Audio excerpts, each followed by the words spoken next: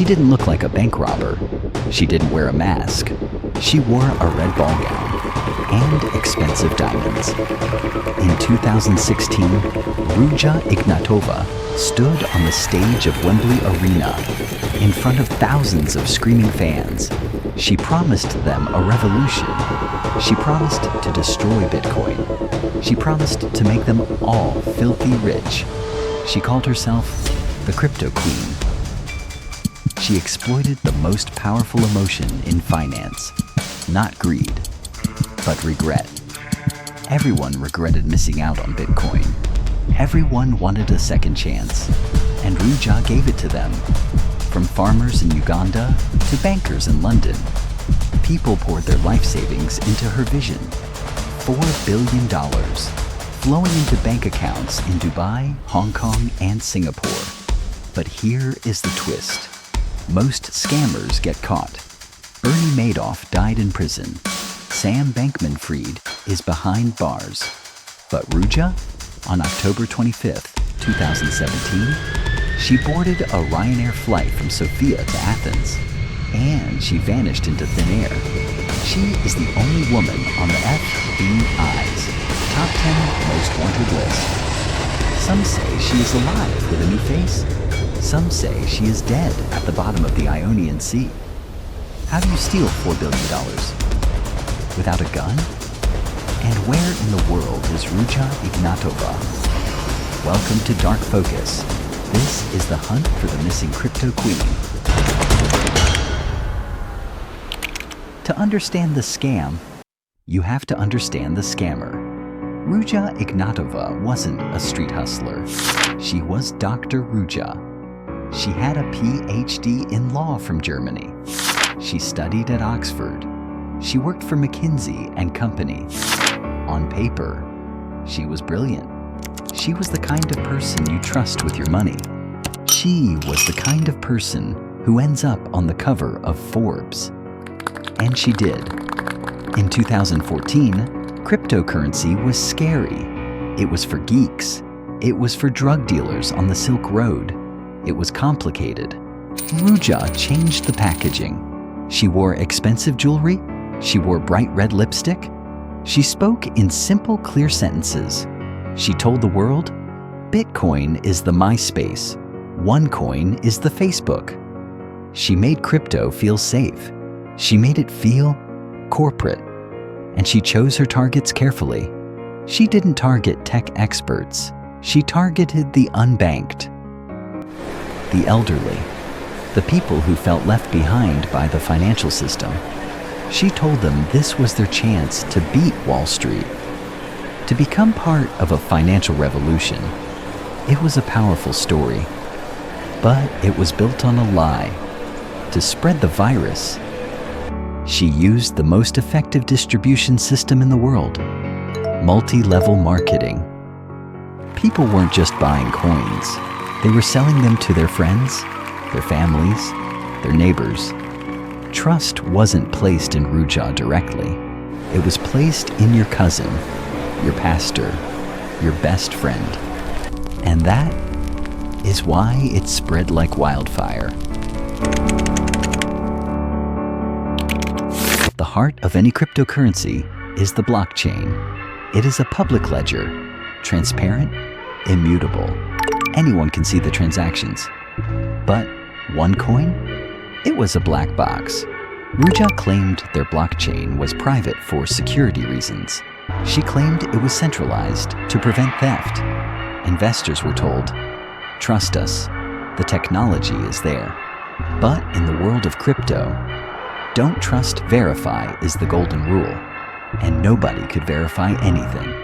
Enter Bjorn Birka, a blockchain expert. One day, he received a job offer from OneCoin, a massive salary, a luxury apartment, a car. But the job description was strange. They wanted him to build a blockchain. Bjorn was confused. OneCoin had already sold billions of dollars worth of coins. They claimed to be mining coins for years. Why did they need to build a blockchain? Now? The answer was terrifyingly simple. Because they didn't have one. OneCoin wasn't a cryptocurrency. It was a simulation. It was a video game. The coins were just numbers in an SQL database. Basically, a fancy Excel spreadsheet. There was no mining. There was no cryptography. Ruja Ignatova and her team could change the number of coins, or the value of the coins, by simply typing it in. When the price went up, it wasn't the market, it was Ruja, typing a higher number. But what about the audits? They told investors that the blockchain was audited monthly. It was theater. The auditors were shown a simulation of transactions. They weren't auditing the blockchain. They were auditing a list of transactions that Ruja gave them. It creates the illusion of legitimacy. And for $4 billion, illusion is all you need. By late 2017, the party was over. Banks were freezing accounts. Police in Germany were raiding offices. And Ruja was terrified. She suspected everyone, even her lover. She bugged his apartment, and she discovered the truth. He was cooperating with the FBI. The Crypto Queen realized her empire was about to collapse. It was time to run. October 14th, 2017. A massive OneCoin event in Lisbon. Ruja was the star attraction. The promoters waited, the fans waited, but Ruja never showed up. No phone call, no text, just silence. Panic began to spread through the inner circle. Had she been arrested? Had she been kidnapped? Or had she simply checked out? October 25th, 2017. Sofia Airport. She didn't take her private jet. Too easy to track. Instead, the woman with billions in the bank boarded a Ryanair flight to Athens. She had a few bodyguards, but once she landed in Greece, the trail went cold. That was the last time anyone saw Dr. Ruja Ignatova alive. Where did she go? Did she get plastic surgery and move to Brazil? Maybe. But there is a darker theory. Investigative journalists believe she was protected by a powerful Bulgarian drug lord known as Taki. For a price, he kept her safe. Until she became a liability. Sources claim that in November 2018, on a yacht in the Ionian Sea, Taki ordered her execution. They say her body was dismembered and thrown into the ocean. They didn't just kill the queen, they cleaned up the loose ends.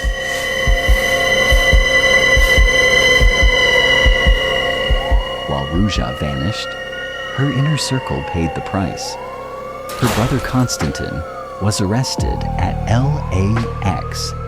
He turned on his sister.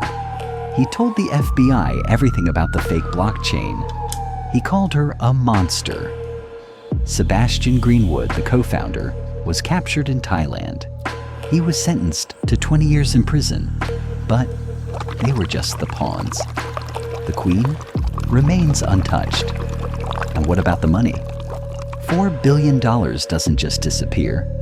Investigators believe Ruja carried crucial passwords with her on encrypted USB drives. If she is dead, those keys are at the bottom of the ocean. Billions of dollars locked away forever in digital vaults. If she is alive, she is sitting on a mountain of cash with a new face and a new name, laughing at the world. The saddest part is not the theft, it is the belief. Even today, thousands of people still believe in OneCoin. They believe Ruja is coming back. They believe the FBI is lying. They believe the banks are conspiring against them. OneCoin stopped being a business long ago.